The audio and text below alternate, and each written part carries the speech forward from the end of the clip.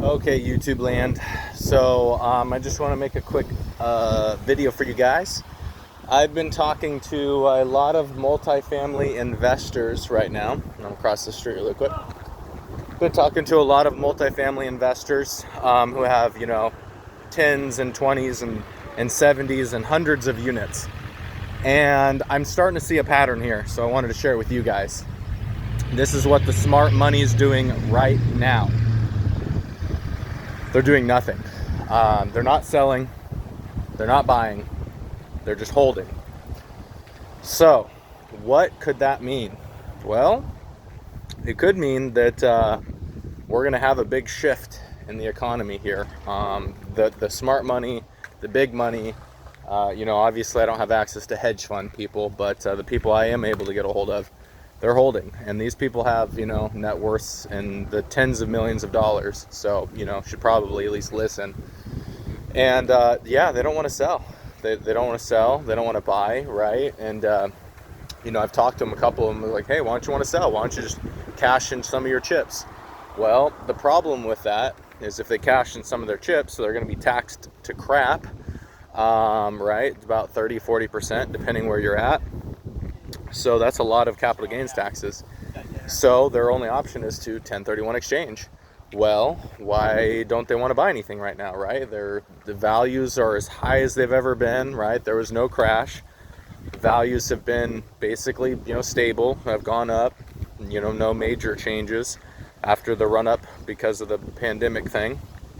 So why don't they just cash in some chips and 1031 that money somewhere? Well, maybe they're afraid of a crash.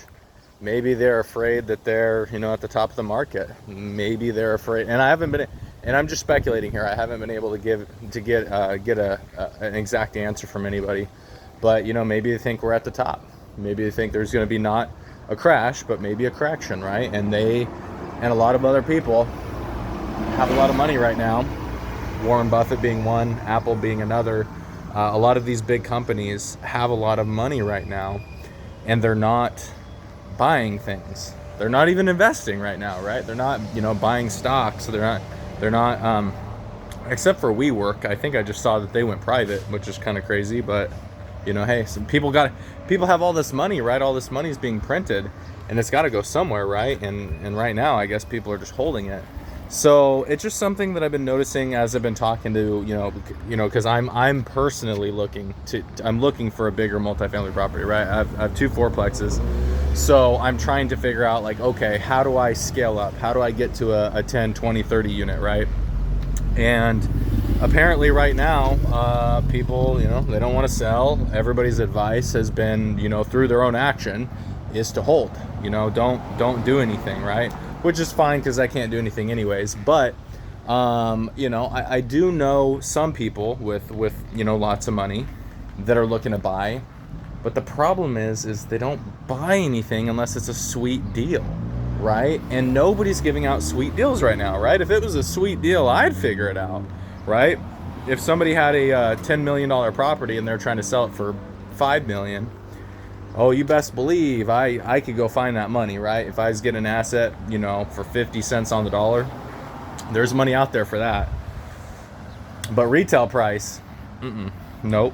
People don't want that. So either people are waiting for really good deals, and I think this is what other people are waiting for too. They don't know when. They don't know how, right? There's no inventory, there's no correction, there's hopefully not another black swan event. There's nothing that's making values go up or down, other than maybe the Fed. Maybe the Federal Reserve will say, hey, you guys, we're hiking interest rates up, right? Instead of going down, we're going to go back up to combat inflation. That wouldn't be good, right? That'll scare money out of the stock market. That'll scare money out of businesses. That'll scare money out of maybe real estate, maybe. But, again, interest rates don't matter so much to people who already own the assets, right? Unless they're going to be, unless they're commercial and they're going to have to refi, and then they might already be in trouble, right? Because a lot of these people probably did refis at the 3, 4, and 5%, and now here we are at the 7, 8% for commercial or more. So just some things I'm thinking about. You know, I'm trying to figure out, like, okay, why does nobody want to sell? Why do the people who I know who want to buy only buy screaming deals, right? Like they don't even want like a decent price with no competition, right? They want a screaming deal. So just something I've been thinking about, you know, something I've been experiencing. You know, obviously, if you're not in the market and you want to get in the market, I will always say this, maybe to my dying breath: time in the market is better than timing the market.